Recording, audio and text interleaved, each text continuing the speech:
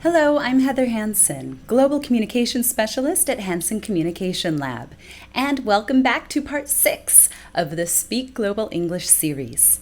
How native and non-native speakers hear English differently. A lot of my clients come to me quite confused, saying that some people understand them perfectly, while others don't seem to understand a word they say. This divide is normally along the lines of native and non-native speakers. Jean-Paul Nerriere, a Frenchman living in Japan and working for IBM, was one of the first people to recognize that non-native English speakers were actually able to understand each other better when they spoke to each other than when they spoke with a native English speaker. How could that be?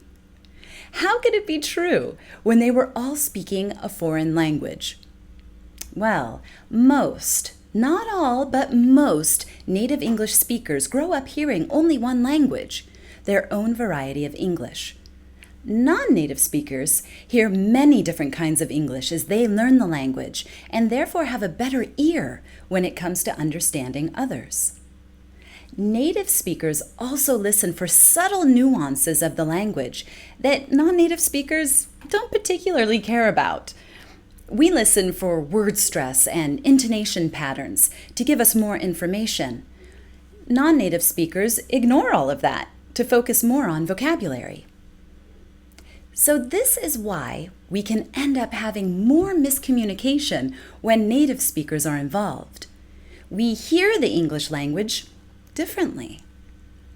This is why it's so important for not only non-native speakers, but also native speakers to pay attention to their speech in international settings and also make an honest effort to understand others.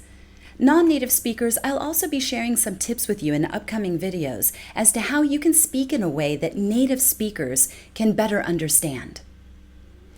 If you'd like your teams to start paying closer attention to their speech, visit hansencomlab.com for more information on training opportunities.